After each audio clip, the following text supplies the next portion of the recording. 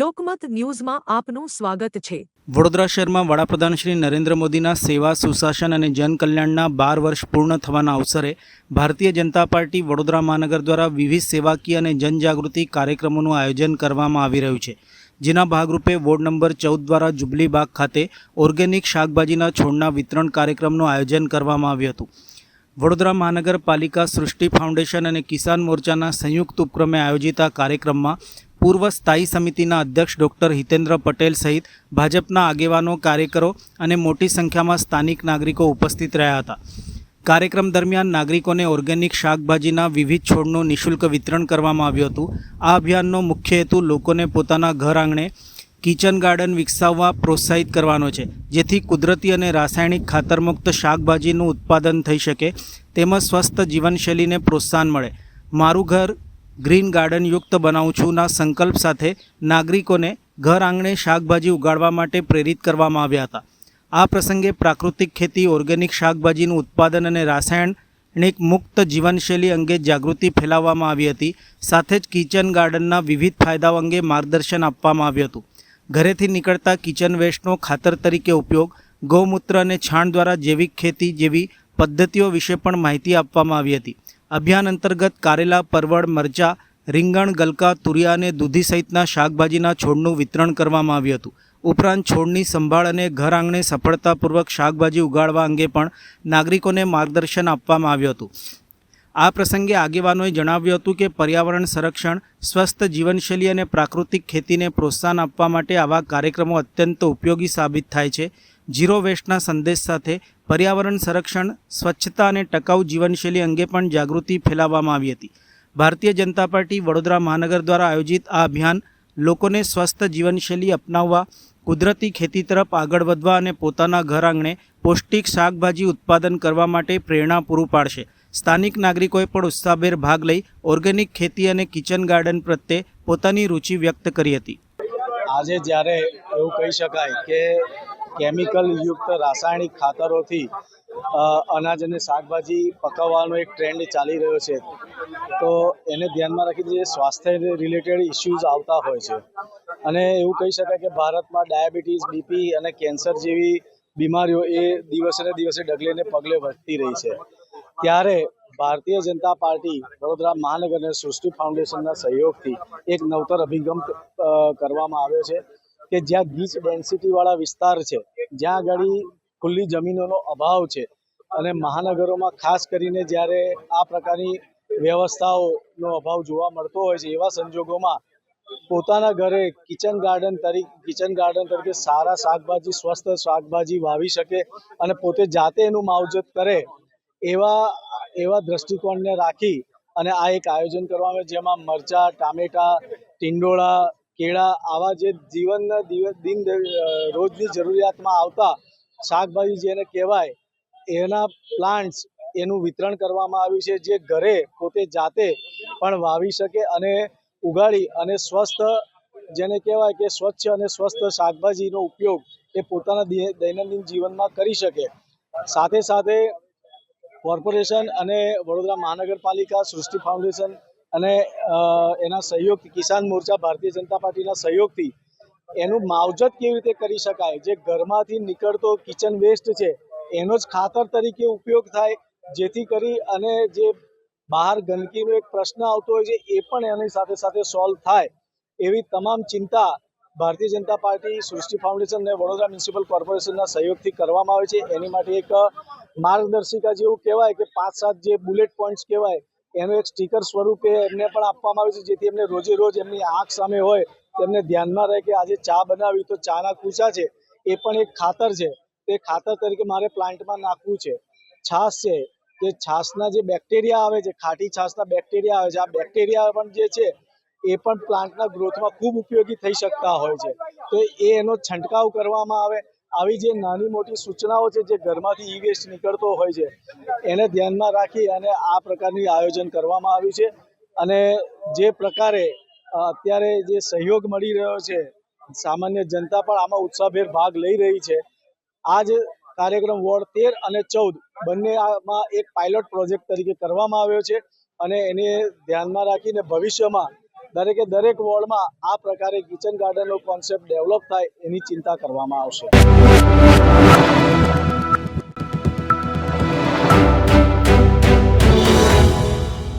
લોકમત ન્યૂઝમાં આપનું સ્વાગત છે. વડોદરા મહાનગરપાલિકા દ્વારા વહીવટી શિસ્ત અને કાર્યક્ષમતામાં વધારો કરવા વધુ એક મહત્વપૂર્ણ નિર્ણય લેવામાં આવ્યો છે.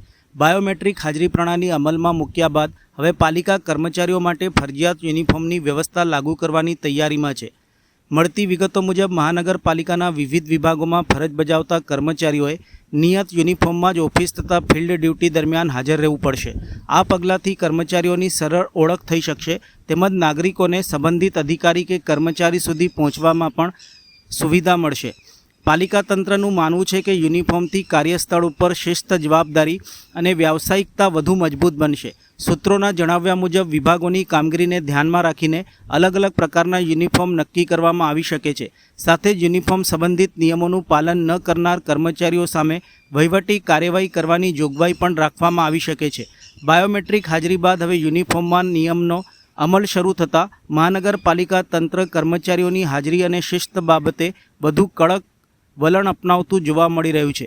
આ નિર્ણયને કર્મચારીઓને નાગરિકો ઉપર કેટલો સકારાત્મક પ્રભાવ પડે છે અને તેનો અમલ કેટલો અસરકારક રહે છે તે તો હવે આવનાર સમયમાં સ્પષ્ટ થશે. વડોદરા મહાનગરપાલિકાના તમામ જે કર્મચારીઓ છે એમાં અત્યારે અમે બાયોમેટ્રિક સિસ્ટમ ચાલુ કરીને સવાર સાંજ બાયોમેટ્રિક સિસ્ટમ અત્યારે ચાલી રહ્યા છે. એ થોડું વધારે એકાઉન્ટેબિલિટી આપવા માટે અને ફિલ્ડમાં ક્યાં ઓફિસર છે કે કેમ અને એક જવાબદારીપૂર્વક ટીમ તરીકે ફિલિંગ લાવવા માટે અમે યુનિફોર્મ સિસ્ટમ યુઝ કરવાનું કીધું. અમદાવાદ અને સુરતમાં યુનિફોર્મ સિસ્ટમ છે જ, એટલે ત્રીજો મહાનગરપાલિકા તરીકે વડોદરા મહાનગરપાલિકામાં પણ યુનિફોર્મ સિસ્ટમ લગભગ 10 દિવસ પછી શરૂ કરી રહ્યો.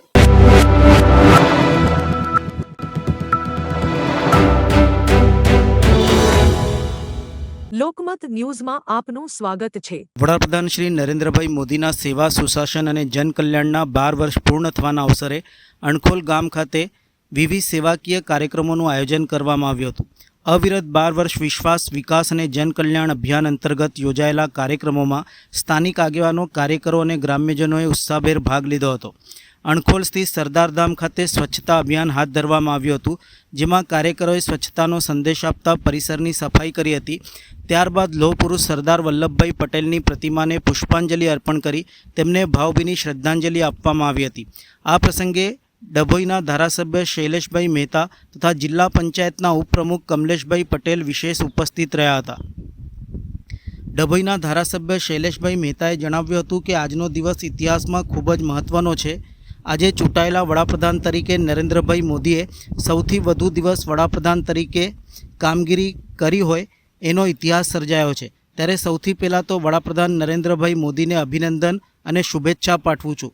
12 વર્ષ સરકારના પૂરા થયા છે એની ઉજવણીના ભાગરૂપે વિવિધ કાર્યક્રમો રાખવામાં આવ્યા છે.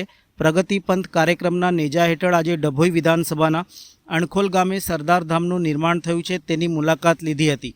આઝાદીમાં જેમનો મહત્ત્વનો ફાળો છે એવા પ્રથમ ગૃહમંત્રી એવા સરદાર વલ્લભભાઈ પટેલની પ્રતિમાને પુષ્પ અર્પણ કરી એમને શ્રદ્ધાંજલિ આપી સરદારધામની મુલાકાત લીધી હતી. જાહેર પરીક્ષાઓની તૈયારી માટે અહીં વ્યવસ્થા કરે છે તેનું નિરીક્ષણ કર્યું હતું. સરદારધામના તમામ ટ્રસ્ટીઓને અભિનંદન, શુભેચ્છા પાઠવી હતી. મોદી સાહેબનું સ્વાસ્થ્ય સારું રહે અને 2047નું એમનું વિઝન પૂર્ણ કરવામાં પ્રભુ એમને શક્તિ આપે તેમ ધારાસભ્યએ જણાવ્યું હતું. જિલ્લા પંચાયતના ઉપપ્રમુખ કમલેશભાઈ પટેલે જણાવ્યું હતું કે આજે પીએમના કાર્યકાળના 12 વર્ષ પૂર્ણ થયા એ નિમિત્તે આજે અણખોલ સરદારધામની પ્રતિમાની સ્વચ્છતા કરાઈ હતી, જેમાં ધારાસભ્ય શૈલેષભાઈ મહેતા પણ ઉપસ્થિત રહ્યા હતા. બીજેપીના અગ્રણીઓ પણ ઉપસ્થિત રહ્યા હતા. સરદાર વલ્લભભાઈ પટેલની પ્રતિમાને પુષ્પાંજલિ કરવામાં આવી હતી. આજનો દિવસ ઇતિહાસમાં ખૂબ જ મહત્વનો છે. આજે ચૂંટાયેલા વડાપ્રધાન તરીકે નરેન્દ્રભાઈ મોદીએ સૌથી વધુ દિવસ વડાપ્રધાન તરીકે કામગીરી કર્યો એનો ઇતિહાસ સર્જાયો છે. ત્યારે સૌથી પહેલાં તો આપણા વડાપ્રધાન નરેન્દ્રભાઈને આપના મારફત અભિનંદન આપું છું, શુભેચ્છા આપું છું. સાથે સાથે જ્યારે એમણે 12 વર્ષ કેન્દ્ર સરકારમાં પૂરા થયા છે એની ઉજવણીના ભાગરૂપે વિવિધ કાર્યક્રમો રાખવામાં આવ્યા છે. પ્રગતિ પંથ ના કાર્યક્રમના નેજા હેઠળ આજે ડભોઈ વિધાનસભાના અણખોલ ગામે જે સરદાર ધામનું 200 કરોડ રૂપિયાના ખર્ચે નિર્માણ થયા છે અને એનું ઉદ્ઘાટન પણ શ્રી નરેન્દ્રભાઈ મોદી વડાપ્રધાનશ્રીએ કરેલું છે.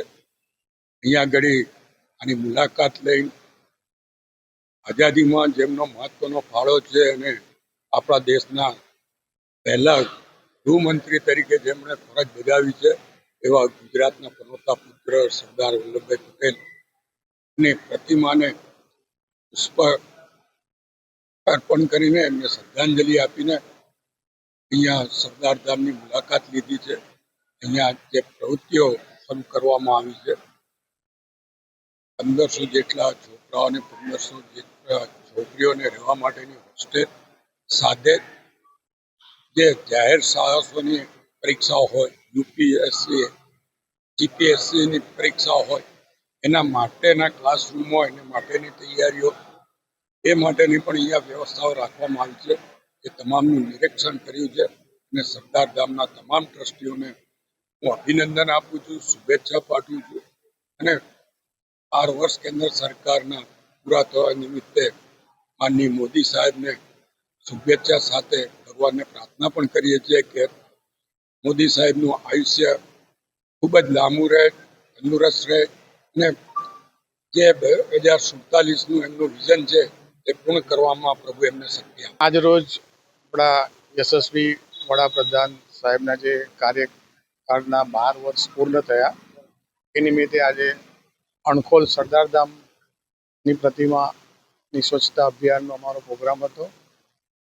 એ પ્રોગ્રામમાં અમારા ધારાસભ્યશ્રી વધાર્યા હતા, અમારી અણખોલની ચૂંટાયેલી પાક અને બધા ભારતીય જનતા પાર્ટીના કાર્યકર્તાઓ એ સાથે અમે આ પ્રોગ્રામ કર્યો અને સરદારધામની પ્રતિષ્ઠાને સ્વચ્છતા અભિયાનમાં અમે પુષ્પાંજલિ કરીને આ પ્રોગ્રામ અમે પૂર્ણ કર્યો.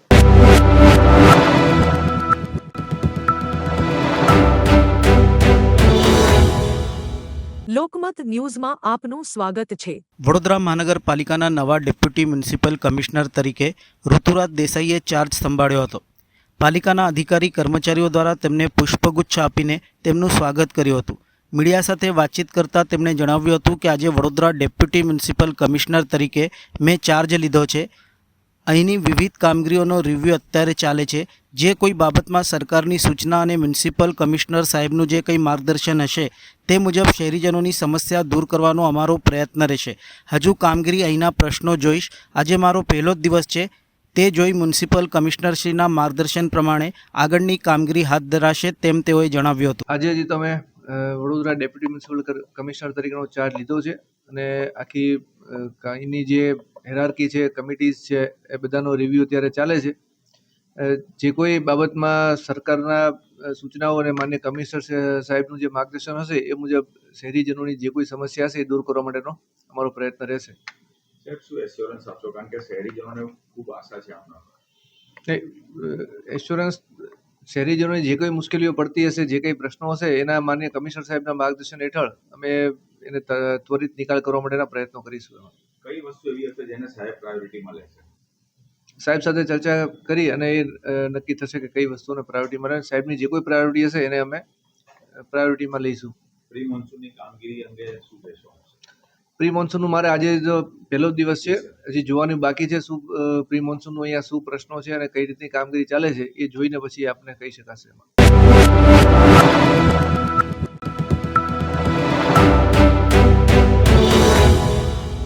લોકમત ન્યૂઝમાં આપનું સ્વાગત છે. વડોદરા શહેરના વિવિધ વિસ્તારોમાં અપૂરતા લો પ્રેશર અને દૂષિત પાણીની ફરિયાદો ઉઠતા વડોદરા મહાનગરપાલિકાના municipal commissioner Arun Mahesh Babu action મોડમાં જોવા મળ્યા હતા. તેમણે પાણી પુરવઠા વિભાગના અધિકારીઓ સાથે સિંધરોડ વોટર ટ્રીટમેન્ટ પ્લાન્ટ, મહીસાગર અને આજવા સરોવરની મુલાકાત લઈને પાણીની ઉપલબ્ધતા અંગે પુરવઠા વ્યવસ્થાની સમીક્ષા કરી હતી. મ્યુનિસિપલ કમિશનરે જણાવ્યું હતું કે હાલ શહેરમાં આગામી 20 દિવસ પૂરતો પાણીનો જથ્થો ઉપલબ્ધ છે. ઉપરાંત નર્મદા કેનાલ મારફતે વધુ 30 MLD પાણી મેળવવા માટે SSNL સમક્ષ માંગણી કરવામાં આવી છે. પૂર્વ અને દક્ષિણ ઝોનમાં પાણીની સમસ્યા દૂર કરવા માટે વધુ 125 MLD પાણી પહોંચાડવાની કામગીરી ઝડપી બનાવવાની સૂચના પણ આપવામાં આવી છે. સિંધરોટ વોટર ટ્રીટમેન્ટ પ્લાન્ટ ઉપર થયેલા સરપ્રાઇઝ ચેકિંગ દરમિયાન મ્યુનિસિપલ કમિશનરે પાણીના લેબોરેટરી ટેસ્ટિંગ રિપોર્ટ, ફિલ્ટરેશન પ્રક્રિયા અને સપ્લાય સિસ્ટમનું નિરીક્ષણ કર્યું હતું.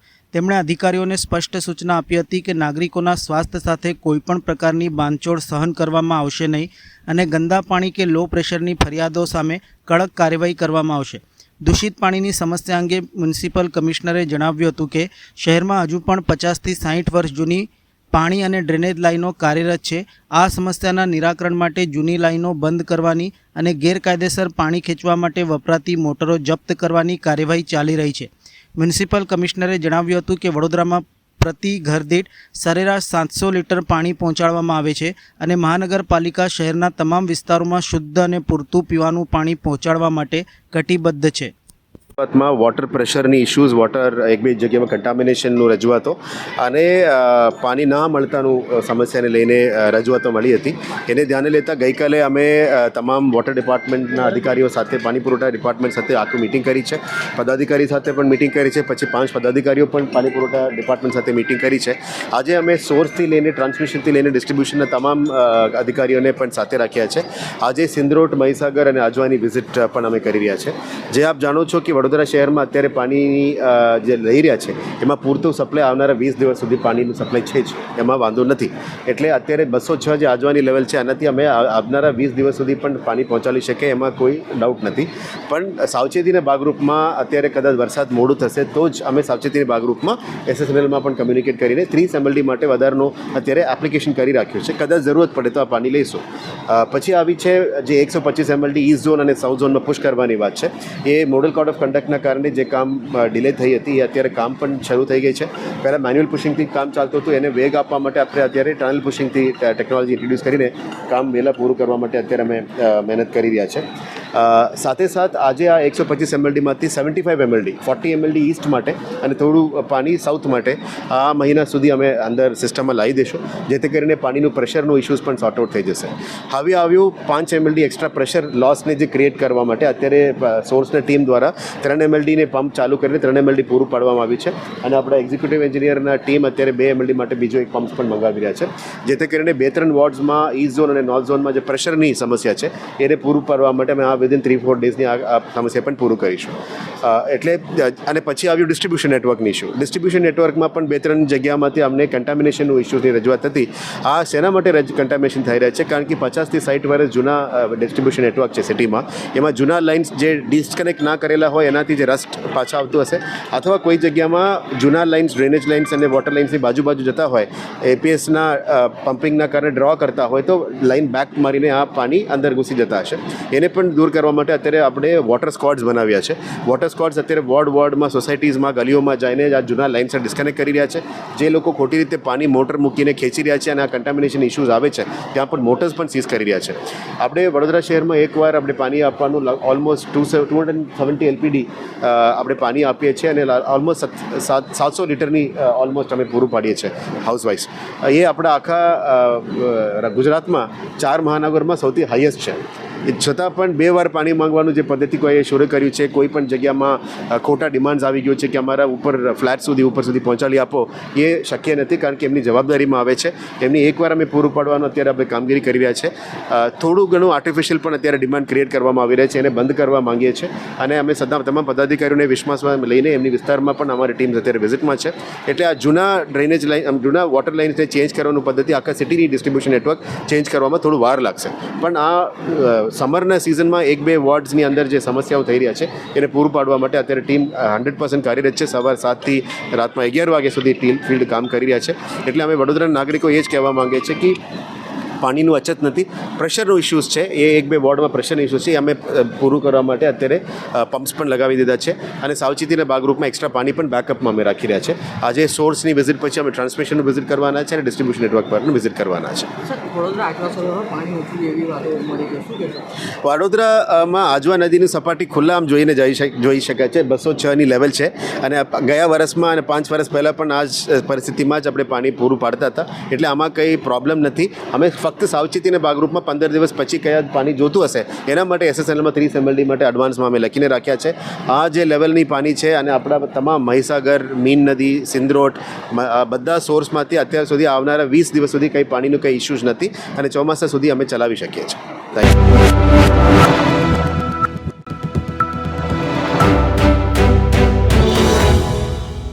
લોકમત ન્યૂઝમાં આપનું સ્વાગત છે. ફિક્કી ફ્લો વડોદરા અને દીપક ફાઉન્ડેશનના સંયુક્ત ઉપક્રમે સંગાત પ્રોજેક્ટ અંતર્ગત કોસિન્દ્રા ગામ ખાતે 3 દિવસીય જનજાગૃતિ અને સહાય શિબિરનું આયોજન કરવામાં આવ્યું છે. આ શિબિરમાં ગ્રામ્યજનો મોટી સંખ્યામાં હાજર રહી સરકારી યોજનાઓ અને જરૂરી દસ્તાવેજોની માહિતી મેળવી રહ્યા છે. વડોદરા નજીક આવેલા કોસિન્દ્રા ગામમાં ગ્રામ્ય વિસ્તારના નાગરિકો તેમજ વિવિધ સરકારી યોજનાઓના પાત્ર લાભાર્થીઓને સરળતાથી માર્ગદર્શન અને સહાય મળી રહે તે હેતુસર ફિક્કી ફ્લો વડોદરા અને દીપક ફાઉન્ડેશન દ્વારા સંગાત પ્રોજેક્ટ હેઠળ વિશેષ જનજાગૃતિ અને સહાય શિબિર શરૂ કરવામાં આવી છે. 10 થી 12 જૂન 2026 દરમિયાન યોજાનારી આ શિબિરમાં વિવિધ સરકારી સેવાઓ અને દસ્તાવેજીકરણ પ્રક્રિયા અંગે માહિતી આપવામાં આવી રહી છે. શિબિરમાં રેશન કાર્ડ, મતદાર ઓળખ કાર્ડ, આધાર કાર્ડ, જન્મ અને મૃત્યુ પ્રમાણપત્ર, આવકનો દાખલો, જાતિનો દાખલો તેમજ ઈ-શ્રમ કાર્ડ સહિતના દસ્તાવેજો સંબંધિત માર્ગદર્શન અને જરૂરી સહાય પૂરી પાડવામાં આવી રહી છે. આ પહેલના માધ્યમથી ગ્રામ્યજનોને સરકારી સેવાઓનો લાભ સરળતાથી મળી રહે અને દસ્તાવેજીકરણની પ્રક્રિયા વધુ સુલભ બને તેવા પ્રયાસો કરવામાં આવી રહ્યા છે. અમે ફિક્કી ફ્લો વડોદરા તરફથી અમે સર્ક્યુલર ઇકોનોમી માટે પણ કામ કરીએ છીએ, જેમાં અમે દરેક ગામડામાં ઈ-વેસ્ટ કલેક્શન છે, રોકેટ કમ્પોઝર છે, એ બધા માટે કામ કરીએ છીએ. એ લોકોને સમજાવીએ છીએ ગામડે ગામડે, હોસ્પિટલોમાં જઈને, સ્કૂલોમાં જઈને કે તમે આ કચરો ભેગો કરો, એમાંથી ખાતર બને છે. એ બધી જ વસ્તુ અમે એમાં કામ કરીએ છીએ. Ami Patel, FICCI FLO Vadodara chapter. આ actually FICCI FLO chapter Vadodara અને દીપક ફાઉન્ડેશન દ્વારા આયોજિત એક પ્રોગ્રામ છે, કેમ્પ છે. બેઝિકલી સરકારની જે જુદી જુદી યોજનાઓ અને તેને લગતા જે કંઈ દસ્તાવેજો છે એ લોકોને એમના ઘર આંગણે એમને પહોંચતા થાય, એમનો મહત્તમ લાભ લે, એના માટે અમે 3 દિવસનો પ્રોગ્રામ કરેલો છે, જેની શરૂઆત આજથી થઈ છે. આ પ્રોગ્રામ અમે 31 માર્ચ 2027 સુધી જુદા જુદા ગામોમાં કરવાના છે અને તેની અંતર્ગત લગભગ 10,000 જેટલા લાભાર્થીઓને લાભ મળી જાય એનો અમારો સંકલ્પ કરેલો છે. બિમલ વ્યાસ, દીપક ફાઉન્ડેશન વડોદરા. મારું નામ અમૃતા પટેલ છે. FICCI FLO Vadodara national initiative ટીમમાંથી છું. આજે આપણે કોસિન્દ્રા ગામમાં આવ્યા છે, આંકલોલ તાલુકા ખાતે, અને આજનો પ્રોગ્રામ છે સંગાત, જે અમે દીપક ફાઉન્ડેશન અને ફિક્કી ફ્લો કોલેબરેટ કરી અને આ પ્રોગ્રામ કરી રહ્યા છે, જેમાં ગવર્મેન્ટ સ્કીમ્સ વિશે જાણકારી આપી અને એ લોકોના રજિસ્ટ્રેશન કરાવવાનો આ પ્રોગ્રામ છે અને કેમ્પ છે, જે 3 દિવસ સુધી આ કેમ્પ અહીંયા કોસિન્દ્રા ગામના ખાતે થવાનો છે. આના સિવાય ફિક્કી ફ્લો વડોદરા ઘણા બધા બીજા ઇનિશિયેટિવ્સમાં કામ કરે છે, જેવી રીતે હેલ્થના પ્રોગ્રામમાં છે કોમ્પ્રિહેન્સિવ હેલ્થ પ્રોગ્રામ, જેમાં બ્રેસ્ટ અને સર્વાઇકલ કેન્સર વિશે જાણકારી આપીએ છીએ અને એની સાથે સાથે મેમોગ્રાફી સ્ક્રીનિંગ, આઈ ચેકઅપનું સ્ક્રીનિંગ, બીપી અને એનિમિયા અને ચેસ્ટ એક્સરે, આવી રીતેના એક આખો કેમ્પ અમે 6 દિવસનો દરેક ગામમાં નું પણ આયોજન કરીએ છીએ. આના સિવાય અમે ઘણા સશક્તિકરણ બહેનો માટેના પ્રોગ્રામ છે, જેવી રીતે ફાઇનાન્શિયલ લિટરસીના પ્રોગ્રામ્સ છે, લીગલ રાઇટ્સ કે બહેનોના હક શું છે તેના પ્રોગ્રામ પણ કરીએ છીએ. સાયબર સિક્યોરિટી વિશે પણ અમે ઘણા જાગૃતિ પ્રોગ્રામ કરીએ છીએ. AI અને કેવી રીતે યુઝ કરીને બહેનો પોતાનું પ્રોડક્ટિવિટી વધારી શકે કામમાં, તેનું પણ પ્રોગ્રામ લઈએ છીએ. MSME દરમિયાન અમે ગામ તથા શહેરની બહેનોને કયા કયા વ્યવસાય કરી શકે અને કઈ ગવર્મેન્ટ સ્કીમ્સ છે જેનાથી એ લોકોને સહાય મળી શકે તેના પ્રોગ્રામ પણ કરીએ છીએ. આની સાથે અમે જોબ ફેર વડોદરા ખાતે બહેનો માટે અમે આયોજિત પણ કરવાના છે આ વર્ષમાં, અને આ થોડા અમારા પ્રોગ્રામ્સ છે જે અમે ફિક્કી ફ્લો વડોદરા તરફથી અમે કરીએ છીએ.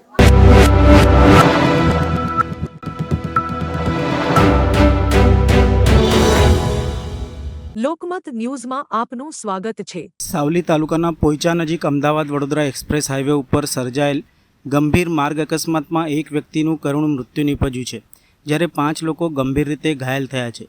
પિકઅપ વાહનની પાછળ ઇકો કાર ધડાકાભેર ઘૂસી જતાં કારમાં આગ લાગી હતી. આગની જ્વાળાઓમાં કાર ચાલક જીવતો સળગી ગયો હતો.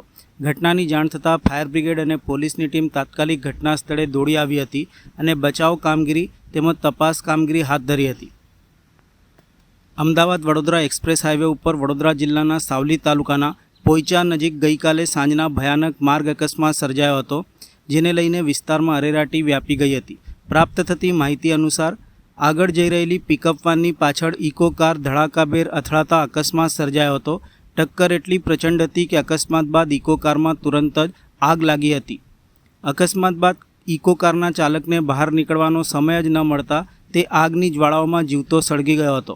આગના કારણે ઇકો કાર સંપૂર્ણપણે બળીને ખાક થઈ ગઈ હતી. કારમાં સવાર અન્ય 5 લોકો ગંભીર રીતે દાઝી જતા તેમને તાત્કાલિક સારવાર માટે નજીકના દવાખાને ખસેડવામાં આવ્યા હતા. ઘટનાની જાણ થતાં ફાયર બ્રિગેડની ટીમ તાત્કાલિક ઘટના સ્થળે દોડી આવી હતી અને ભારે જહેમત બાદ આગ ઉપર કાબૂ મેળવ્યો હતો. ભાદરવા પોલીસ પણ ઘટના સ્થળે આવી પહોંચી હતી અને અકસ્માત અંગેની તપાસ શરૂ કરી હતી. પોલીસે મૃતકના મૃતદેહને પીએમ અર્થે ખસેડી સમગ્ર બનાવ સંદર્ભે કાયદેસરની કાર્યવાહી હાથ ધરી છે. મૂળ ભાવનગર જિલ્લાના મહુવા તાલુકાના ખાટુરા ગામના રહેવાસી અને હાલમાં મહેસાણા જિલ્લાના વિજાપુર તાલુકાના પિલવાઈ ગામે રહેતા સવિતાબેન નાથાભાઈ પરમારે ભાદરવા પોલીસ સ્ટેશનમાં નોંધાવેલી ફરિયાદ અનુસાર તેમની દીકરી, જમાઈ અને દીકરીના સાસુ તથા 3 સંતાનો ઇકો કાર લઈને પિલવાઈ ગામે મહેમાનગતિ આવ્યા હતા. 9 જૂનના રોજ તમામ લોકો ઇકો કારમાં પિલવાઈથી વડોદરા આવવા નીકળ્યા હતા. અમદાવાદ વડોદરા એક્સપ્રેસ હાઈવે ઉપર પ્રસાર થતાં તેઓ ઇન્ડિયન પેટ્રોલ પંપ આગળ દિલ્હી મુંબઈ હાઈવે તરફ જવાના કટ નજીક પહોંચ્યા હતા. તે દરમિયાન પિકઅપ બોલેરોનો ચાલક હાઈવેની પ્રથમ લેનમાં પૂર ઝડપે રિવર્સમાં આવી રહ્યો હતો. પરિણામે ઇકો કાર પિકઅપના પાછળના ભાગે ધડાકાભેર અથડાઈ હતી. અકસ્માત બાદ ઇકો કારમાં અચાનક આગ લાગી ગઈ હતી. સવિતાબેન, તેમના દીકરી જકાબેન, દીકરીના સાસુ અલ્લુબેન તથા 3 સંતાનો સમયસર કારમાંથી બહાર નીકળી આવ્યા હતા.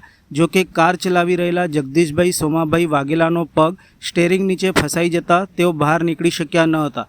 આગે વિકરાળ સ્વરૂપ ધારણ કરતા તેઓ કાર સાથે સળગી ગયા હતા અને પરિવારની સામે તેમનું મૃત્યુ નીપજ્યું હતું.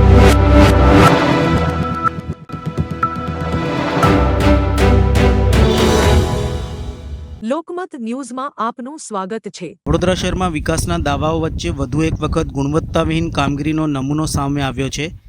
કલાલી બ્રિજ નીચે આવેલ કાંસ પરનો સ્લેબ તૂટી જતા એક ઘોડો કાંસમાં ખાબક્યો હતો. ઘટનાએ મહાનગરપાલિકાની કામગીરી અને કોન્ટ્રાક્ટરની ગુણવત્તા અંગે ગંભીર સવાલો ઊભા કર્યા છે. મળતી માહિતી મુજબ આજરોજ બપોરના સમયે એક ઘોડો કલાલી બ્રિજ નીચેથી પ્રસાર થઈ રહ્યો હતો. દરમિયાન કાંસ ઉપર લગાવવામાં આવેલ ઢાંકણું અચાનક તૂટી પડતા ઘોડો સીધો કાંસમાં ખાબક્યો હતો. સદનસીબે આસપાસના લોકોની નજર પડતા તાત્કાલિક મદદ માટે દોડધામ શરૂ કરી હતી. સ્થાનિકોમાં ચર્ચા હતી કે સ્લેબ સામાન્ય ઘોડાનું વજન પણ સહન કરી શકતું નથી. તેની ગુણવત્તા અંગે હવે ગંભીર પ્રશ્નો ઊભા થયા છે. શહેરમાં કરોડો રૂપિયાના વિકાસ કામો વચ્ચે આવી ઘટનાઓ તંત્રના દેખરેખના દાવાઓના ખોખલા સાબિત કરતી હોવાનું લોકો જણાવી રહ્યા છે. ઘટનાની જાણ થતાં જીઆઈડીસી ફાયર બ્રિગેડની ટીમ તાત્કાલિક સ્થળ ઉપર આવી પહોંચી હતી. જો કે કાંસ સાંકડી હોવાથી ઘોડાને સીધો બહાર કાઢવાનો પ્રયાસ જોખમી હતો અને તેને ઈજા પહોંચવાની શક્યતા હતી, જેના કારણે જેસીબી મંગાવી હેમર બ્રેકરની મદદથી કાંસનો સ્લેબ તોડી જગ્યા પહોળી કરવામાં આવી હતી. ત્યારબાદ ફાયર બ્રિગેડના જવાનોએ સાવચેતીપૂર્વક ઘોડાનું રેસ્ક્યુ ઓપરેશન હાથ ધરી તેને બહાર કાઢવાની કામગીરી શરૂ કરી હતી. આ ઘટના બાદ સ્થાનિકોમાં રોષ જોવા મળી રહ્યો છે. લોકોના આક્ષેપ છે કે મહાનગરપાલિકાની રહેમનજર હેઠળ કોન્ટ્રાક્ટરો દ્વારા ગુણવત્તાવિહીન કામગીરી કરવામાં આવી રહી છે, જેના કારણે હવે પશુઓ પણ સુરક્ષિત નથી. શહેરમાં વિકાસ કામોની ગુણવત્તા કડક તપાસ કરી જવાબદારો સામે કાર્યવાહી કરવાની માંગ ઉઠી છે. સમગ્ર ઘટના સંદર્ભે જીઆઈડીસી ફાયર સ્ટેશનના રવિન્દ્ર દેવરે દ્વારા વિસ્તૃત માહિતી આપી હતી.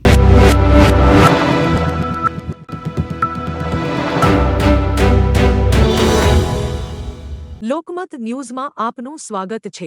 વડોદરાના હરણી વિસ્તારમાં આવેલ બ્રાઇટ સ્કૂલની નવી બિલ્ડિંગ શરૂ થયા બાદ પાર્કિંગ અને ટ્રાફિક વ્યવસ્થાના પ્રશ્નો સામે આવ્યા છે. શાળા શરૂ થતાં જ વિદ્યાર્થીઓને મૂકવા આવતા વાલીઓને ભારે હાલાકીનો સામનો કરવો પડી રહ્યો છે. આજે સવારે સ્કૂલ સમય દરમિયાન શાળા બહાર વાહનોની લાંબી કતારો જોવા મળી હતી. પાર્કિંગની યોગ્ય સુવિધા ન હોવાના કારણે અનેક વાલીઓને પોતાના બાળકોને શાળાના ગેટ સુધી પગપાળા મૂકવા જવું પડ્યું હતું, જેના કારણે આસપાસના વિસ્તારમાં ટ્રાફિક જામ જેવી સ્થિતિ સર્જાઈ હતી. વિડીયો મોકલનાર એક વાલીના જણાવ્યા મુજબ શાળા દ્વારા નવી બિલ્ડિંગ તો શરૂ કરી દેવામાં આવી છે, પરંતુ વિદ્યાર્થીઓ અને વાલીઓને સંખ્યાને અનુરૂપ પાર્કિંગ તથા ટ્રાફિક મેનેજમેન્ટની કોઈ અસરકારક વ્યવસ્થા કરવામાં આવી નથી.